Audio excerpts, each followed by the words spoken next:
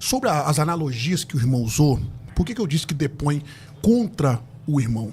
O pós-tribulacionismo, na verdade. Porque, em primeiro lugar, o senhor disse que Noé foi guardado por Deus durante o dilúvio. Se essa analogia fosse apoiar o pós-tribulacionismo, nenhuma gota de água do dilúvio foi derramada sobre Noé. O que, na grande tribulação, os santos que fazem parte da grande tribulação são atingidos diretamente pela ira da grande tribulação. É impossível os acontecimentos catastróficos da grande tribulação acontecer e não atingir o povo que ficar aqui na terra de um modo geral. É só os ouvintes e os irmãos que estão aqui analisar o que vai acontecer na abertura dos selos, no tocar das trombetas e no derramar das taças da ira de Deus, que vai ser um julgamento que vai atingir o mundo todo. Se a analogia que o senhor usou estivesse correta, Deus vai guardar o povo aqui. Nem um fio de cabelo dos santos que estiverem na grande tribulação poderia ser atingido. Então essa analogia é contra o senhor. O senhor disse que Deus não tira ninguém antes. Parece que com Ló ele fez diferente. Ele tirou Ló de Sodoma antes de derramar o juízo.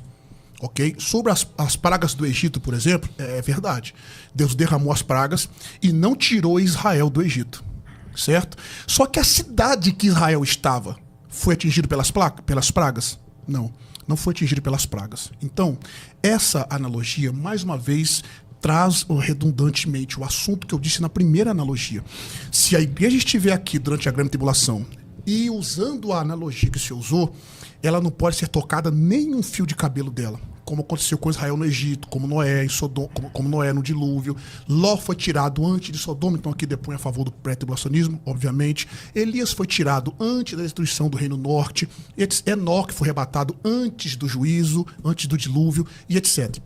Sobre as tribulações que os nossos irmãos estão passando agora, nós podemos apertar as mãos. Eles estão passando, sim, por tribulações.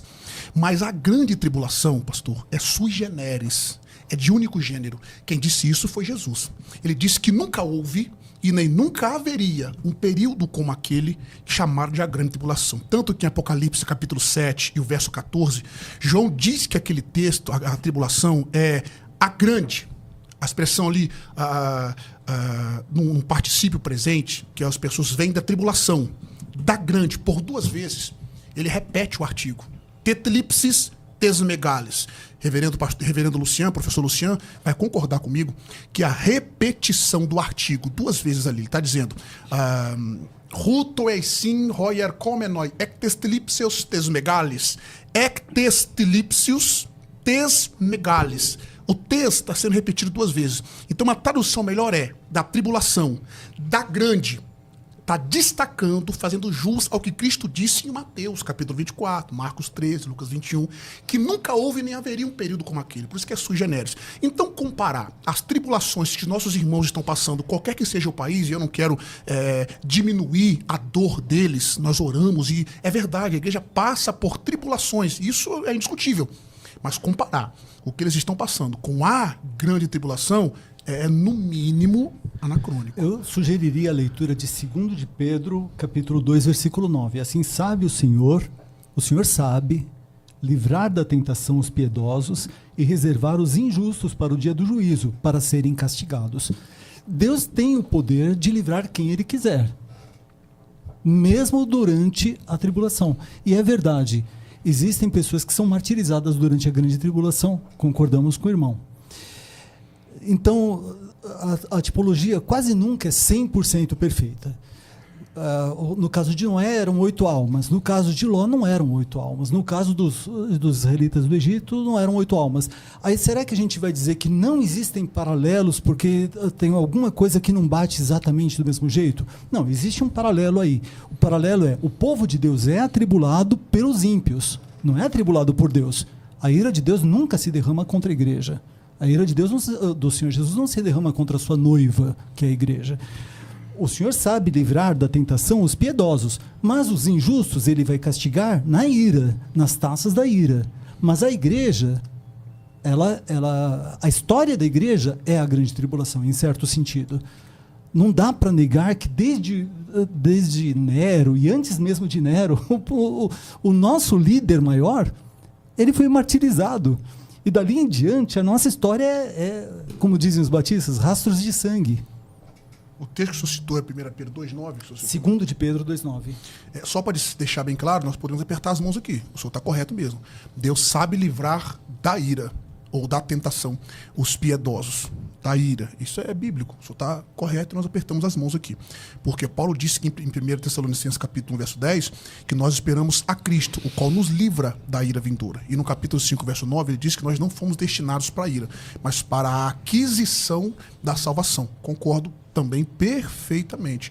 Então, Apocalipse capítulo 3, verso 10, o ser guardado da ira, como nós já discutimos esse texto, ali implica que a igreja vai estar numa remoção. Vai ser removida. Concordamos que a igreja não passa pela ira de Deus. Sem dúvida. Todos nós concordamos Sem dúvida. Com isso. E todos concordamos que o Senhor Jesus virá e que arrebatará a igreja. Nós seremos removidos. Então, todos concordamos. Exatamente. O senhor concorda que vamos ser removidos então, antes da ira de Deus? Antes da tribulação? Não, antes da tribulação não, porque tribulação não é a mesma coisa que ira. Então vamos lá. Vamos naquilo que concordamos. É verdade. A Bíblia promete que nós não estaremos passando pela ira, correto? Porque Deus iria se irar contra nós. Tá. Só que a ira tem de Deus... o texto que fala assim, do céu se manifesta a ira de Deus contra os filhos da impiedade. O da desobediência. Romanos capítulo 1. Isso não combina com a igreja. Né? A ira de Deus é contra os filhos da desobediência. Teologia bíblica agora, né? O assunto ali é outro. O senhor concorda comigo? Tudo bem. Claro que eu concordo, mas é que assim, a ira de Deus... ela é contra os filhos da impiedade. Sim. Isso é um fato. Beleza. Na fala dos dois irmãos, estamos em acordo em partes, como eu já expliquei, contrapus o que o doutor Helder disse, e agora usando o que o senhor falou também, e como é um debate, eu vou concordar com o senhor e vou usar o que o senhor falou contra o senhor mesmo. É verdade. Na tribulação, por exemplo, isso não pode ser uma verdade que o senhor vai defender. Porque na tribulação, como o senhor mesmo concordou comigo, nós temos a igreja no pensamento pós-tribulacionista, pelo amor de Deus. Que a igreja pré-tribulacionista, no meu pensamento, vai sair antes da tribulação. Isso é indiscutível para mim. Indiscutível, estamos discutindo, né? É indiscutível, né? Estou 2 horas aqui discutindo. Isso é indiscutível, mas estamos... Imagina se fosse discutível. Vai. Então vamos lá. Então, para mim é convicção. Vou trocar a palavra então. Estou convicto. Agora, na tribulação, doutor Luciano, irmão Luciano, isso não é verdade. Porque nós temos... Doutor, professor, pastor. Professor, pastor. Irmão, fica irmão. Irmão Luciano. Na tribulação, isso não é verdade. Porque os nossos irmãos na tribulação, os santos que o pós-tribulacionismo vai confundir com a igreja, são martirizados, sofrem. A ira da tribulação... Não é a ira de Deus. Não. Beleza. De um modo universal, o que vai acontecer na grande tribulação é só nós pegarmos. Desde o abrir do primeiro selo. Aliás, o primeiro selo, o Cavaleiro do Cavalo Branco, não, porque é uma falsa paz, não tem juízo ali propriamente dito, embora seja de fato um juízo. Mas tem os outros cavaleiros, né? Os outros cavaleiros que estão no primeiro selo, já tem fome, peste. Isso aí. Eu preciso fazer uma pergunta importante. O irmão acredita que o inimigo está irado contra o irmão? Desde quando eu aceitei a Cristo como meu Salvador.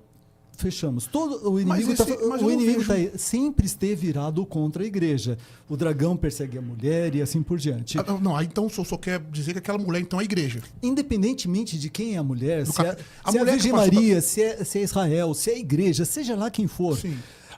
O inimigo... Ele é um tipo do salvo. Ele é o inimigo e pronto. O dragão é o nosso inimigo. Vamos... E ele está irado. Até aí, nenhuma novidade. Aí dizer assim, a igreja não passa pela ira porque a tribulação é uma ira. Não.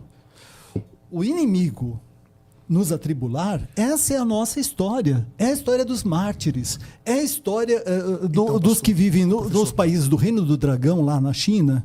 É a história dos que vivem no Reino do Falso Profeta, nas nações de maioria islâmica. Tanto a turma do Reino do Dragão como a turma do Reino do Falso Profeta, eles estão debaixo de uma ira que não é uma ira de Deus, é uma ira do inimigo, é uma ira de Satanás.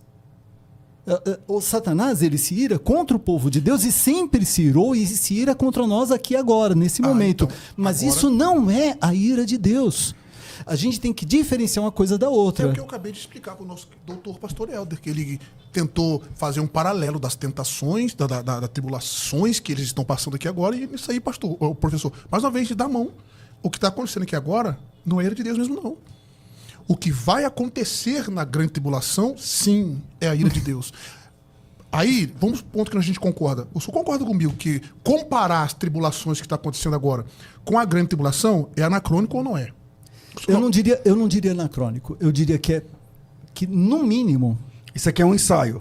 No mínimo, isso daqui é um ensaio muito extenso. Eu sempre digo o seguinte... No mínimo, isso é um ensaio muito extenso, mas eu diria que a grande tribulação, ela tem vários topos. Vamos supor que fosse um ensaio, pastor. Vamos supor que fosse um ensaio.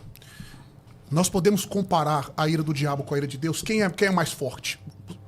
Logicamente falando. É que a gente está com uma dificuldade de comunicação muito grande aqui, porque o tempo todo mundo está insistindo que nós concordamos que tribulação é a mesma coisa que ira. Não tem nada a ver.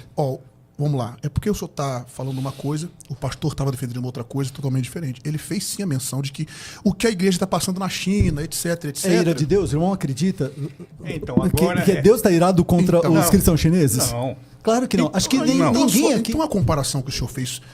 porque a igreja está passando tribulação, gente. Vai passar sim, porque olha o que está acontecendo na China. Mas sim, é por causa do evangelho. Mas as pessoas tá vendo um erro de comunicação aqui, porque o irmão precisa entender que nós não acreditamos. Professor, nós não acreditamos que tribulação é a mesma coisa que ira. O irmão precisa entender essa parte. Não, vamos lá. Nós precisamos de ser justos aqui no debate.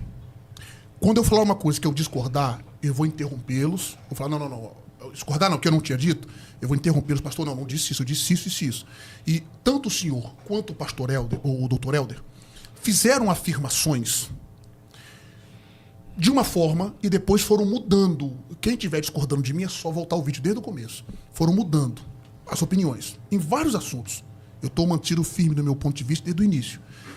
O primeiro ponto. Segundo ponto, o pastor sim comparou as tribulações da China e dos demais países com a grande tribulação. Esse é um pensamento, sim, nós todos comparamos. Sim, mas nós todos comparamos, mas não comparamos com a ira. Tá, beleza. Agora vamos supor que seja um ensaio. Gente, eu tenho um lema, e esse lema todos vão concordar comigo. Treino duro, luta fácil. Isso é uma fala de lutador, né?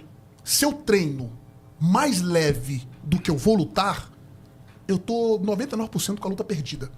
No treino, eu tenho que lutar muito mais pesado, treinar muito mais pesado para eu lutar e apanhar menos, vou usar assim. Então, treino duro, luta fácil. Se isso que está acontecendo agora é um ensaio, entre aspas, no sentido de antigozo. É um ensaio, entre aspas. Na tribulação, a igreja estará despreparada. E esse é um fortíssimo argumento. No início, por que eu disse? No início do debate, o senhor disse que 1 Tessalonicenses é a primeira carta do Novo Testamento, primeiro livro do Novo Testamento. E eu disse, eu quero ver se o senhor vai sustentar isso até o final do debate. Sim. Beleza. Não é só eu que falo, né? As pessoas que estudam o texto eu concordo, dizem eu concordo, tá certo. Antônio Pinheiro, por exemplo, que é um grande carta aos helenista. Tessalonicenses, não, eu concordo, só pode citar quem o senhor quiser, nós estamos do lado. É a primeira carta mesmo, embora há uma discussão entre ela e Gálatas, por causa da expressão Gálatas lá, se referir à nação étnica dos Gálatas, etc. Há uma discussão, eu concordo que seja Tessalonicenses, estão do mesmo lado. Em Tessalonicenses, Paulo não menciona a grande tribulação, pastor. Ele não menciona os crentes passando ou não pela grande tribulação. Bom, a igreja aos Tessalonicenses, sendo esta a primeira carta, entraria, entre aspas, na tribulação despreparada, porque Paulo não prepara eles para a grande tribulação. Por isso que eu disse, se o senhor manter até o final do debate, vai depor contra o senhor. Se o ensaio é fácil, a luta vai ser difícil. Mas se a luta, o ensaio, o treino é difícil, a luta será fácil. A igreja aos Tessalonicenses, por não ouvir sobre tribulação, muito pelo contrário, Paulo menciona o arrebatamento para eles antes de falar da grande tribulação. Aí agora, a segunda fala dos dois, que eu disse, quero ver se eu manter esse final do debate. O assunto de Tessalonicenses é arrebatamento. Ele fala isso no capítulo 2, verso 19, capítulo 3, verso 13, capítulo 4, verso 15, 16, 17 e conclui no 18. Capítulo 5, do 1 ao 11, ele menciona o arrebatamento em todos os capítulos. No capítulo 1 também, verso 10, dos livrar, a esperar Cristo, livro da levedura. Todos os 5 capítulos, ele menciona o arrebatamento. Cadê a tribulação? Então a igreja de Tessalônica, se entrasse na tribulação, se fosse o caso, estaria entrando despreparada. Então a fala dos amados, por isso que eu disse no início, afirme uma afirmação aqui, faça uma afirmação aqui, sustente até o final. Okay. Sustentamos até o final que Paulo dava uma ênfase muito grande ao arrebatamento. Por causa disso, todos nós sabemos, todos os teólogos sabem, que foi criada uma expectativa muito grande que precisou ser escrita a segunda carta. Exatamente. Claro. E a segunda carta vai falar, mas calma, alto lá, não é agora. Claro. Agora, então eles estavam... Eu não sei, é que você é um lutador, né? Então não vou... Já fui, né? Não, eu sou lutador da vida. Mas assim... Não, você luta sim. Eu treino. Na luta. Muito obrigado por assistir até o final. Se gostou, se inscreva no canal, deixe o like e comente.